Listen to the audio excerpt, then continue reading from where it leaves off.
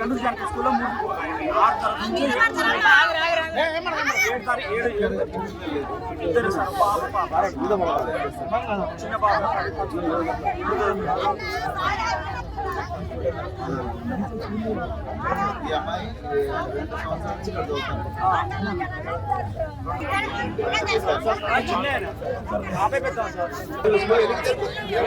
Silent silent ఉంటాయి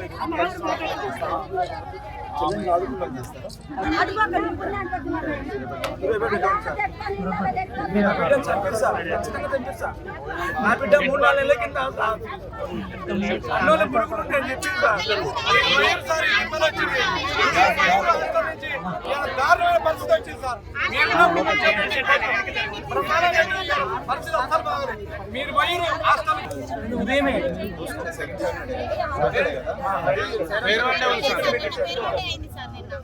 intermediate second year BiPC MPC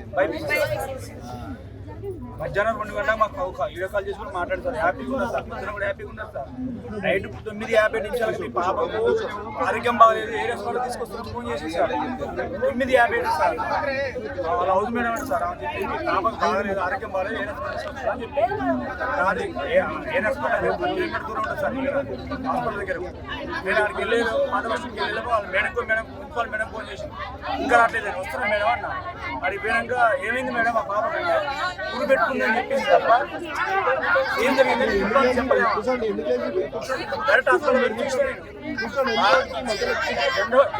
emergency water bed మీద లేదు sir, చర్చ ఉంటుంది కదా సైడ్ కవర్ కట్టి సైడ్ కట్టలు పెట్టి పెట్టేసి సార్ మా మ్యాప్ కూడా ప్రిన్సిపల్ కూడా మీ పాపకి ఏం పోయి చూసుకున్న తర్వాత ఎమర్జెంట్ వాటి దగ్గర గేట్ దగ్గర నిలబడి నిలబడిన తర్వాత మేము నేను వారి పోలీసుల కన్నా ఇంప్రూవింగ్ చేద్దామని చెప్పి మేము బండి తీసుకున్నాడు పోయే లోపల వాళ్ళు ఇంప్రూవింగ్ ఇస్తాను పోయినా సార్.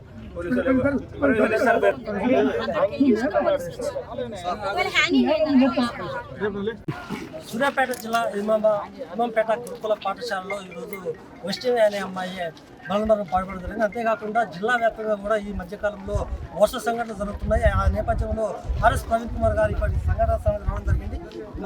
మనం చర్చిద్దాం సార్, ఈ సంఘటన ఏం చూస్తున్నారు? ఈ ప్రభుత్వానికి ఈ పిల్లల మీద ఏమాత్రం శ్రద్ధ లేదని చాలా క్లియర్గా తెలిసిందండి. ఈ ముఖ్యమంత్రి గారికి గత ప్రభుత్వం ఏం తప్పులు చేసిందో ఆయన కూడా ఇదే తప్పులు చేస్తున్నాడు. గత ప్రభుత్వం విద్యాశాఖను పట్టించుకోలేదు, ఇప్పుడు కూడా ఈయన విద్యాశాఖను పట్టించుకున్నట్టుగా నాకేమైతే తెలుసలేదు. నిజంగా పట్టించుకుంటే ప్రతి స్కూల్ కూడా ఒక సైకాలజిస్ట్, ఒక కౌన్సిలర్ కావాలి, ఆత్మహత్యలు ఆపే విధానం పోవాలి అని చెప్పేసి మరి మేము డిమాండ్ చేస్తూనే ఉన్నాం. కానీ మీరు ఎవ్వరు కూడా పట్టించుకుంటలేరు. దీనివల్ల పెద్దగా తెలంగాణ ప్రజలకు న్యాయమైనట్టుగా అయితే నాకేమనిపించలేదు. మీరు ఇంతకుముందు మాట అన్నారు 6 గ్యారెంటీలు మాకు అవసరం లేదు, మా పిల్లలకు అబ్సల్యూట్లీ మాకు మా పిల్లల ప్రాణాలకు గ్యారెంటీ ఇవ్వాలి, మా పిల్లల భవిష్యత్తు గ్యారెంటీ ఇవ్వాలి. మీ 6 గ్యారెంటీ లేకపోయినా మంచిది, మా పిల్లల భవిష్యత్తు గ్యారెంటీ ఇవ్వాలి. మీరు అధికారులు రావడం కోసం మీరు 6 గ్యారెంటీలు మాయ మాటలు చెప్పిండ్రు, అధికారులకు వచ్చిండ్రు, ఇప్పుడు మా పిల్లలు చంపుతున్నారు.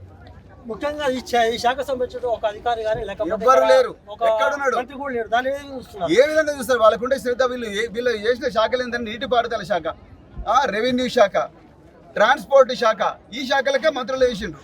సాంఘిక సంక్షేమ శాఖకి ఎందుకు మంత్రిని వేయలే? గిరిజన సంక్షేమ శాఖ ఎందుకు మంత్రిని వేయలే? తర్వాత ఇంకా ఎక్కడ పోయిన మంత్రులు ఎందుకు వేయకూడదు? ఇంకా 6 మంత్రుల వేకెన్సీలు ఉన్నాయి, ఎందుకు వేయలేదు? మొట్టమొదటి ఏ శాఖ? రెవెన్యూ శాఖ, లేకపోతే విద్యుత్ శాఖ, లేకపోతే ఆ శాఖ ఈ శాఖ. మరి సంక్షేమ శాఖలు అంటే వీళ్ళంతా ఓట్లు వేసిన వాళ్ళే వీళ్ళు. అక్కడనేమో డబ్బులు ఉంటాయి, ఇక్కడనేమో ఈ పరిస్థితి బాధలు ఉన్నాయి.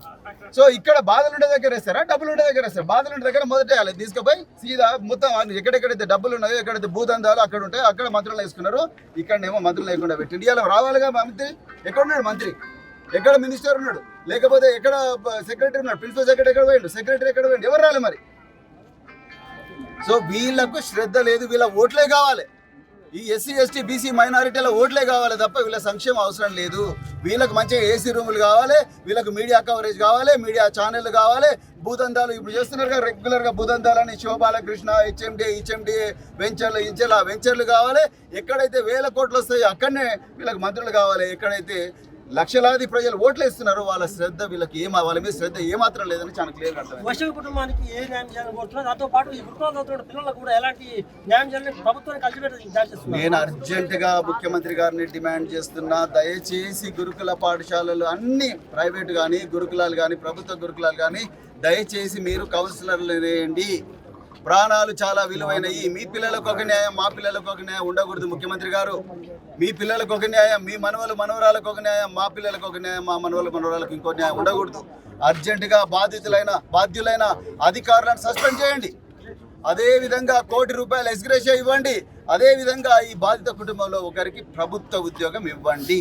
అప్పుడే మిమ్మల్ని నమ్ముతారు జనాలు. చివరిగా చెప్పండి సార్, మీరు దీనికి సంబంధించిన అధికారులు ఉన్నప్పుడు గురుకులాల్లో అసలు భారతదేశంలో ప్రపంచవ్యాప్తంగా పేరుంది, ఇప్పుడు రావడం మొత్తం కనుమరుగవుతుంది, దాన్ని ఏమి వస్తున్నాయి? చాలా బాధగా ఉందండి. నేను ఏ కళాశాలను కట్టడానికైతే కారకున్నాయో ఇక్కడ గుట్టలు ఉండేటివి, ఈ గుట్టలు ఉండేదానికి ఒక్కొక్క దగ్గర నుంచి ఒక్కొక్క పైసా సేవ్ చేసి ₹10 కోట్లతో ఆనాటి ప్రభుత్వాన్ని ఒప్పించి ఈ కళాశాల కట్టడం జరిగింది. ఇంతకుముందు అక్కడ ఇక్కడేం లేవండి. సో అదే ఏ కళాశాల నుంచి అయితే డాక్టర్లను, ఇంజనీర్లను అమెరికా పోయిన విద్యార్థులను తయారు చేసినామో అదే కళాశాల ముందు ఇలా ఒక అమ్మాయి చనిపోతే ఆ అమ్మాయి తల్లిదండ్రులతో కలిసి ధర్నా చేయాల్సి వస్తుందన్న రోజు అయితే నేను ఎన్నడూ ఊహించలేదండి. కానీ చాలా బాధగా ఉన్నది. చాలా అంటే చాలా బాగుంది.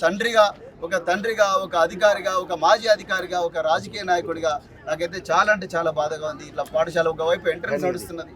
పిల్లలు మా జీవితాలు బాగుండాలని తల్లిదండ్రులు 5వ తరగతి ఎంట్రన్స్ తీసుకోవడానికి పిల్లల్ని తీసుకొచ్చిండ్రు.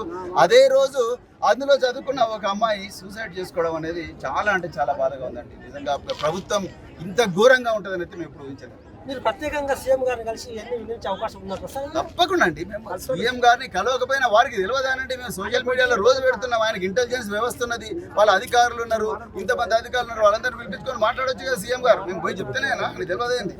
మరి ఆ పరిపాలనా దక్షత ఉందనే కదా ఆయన సీఎం చేసుకున్నది.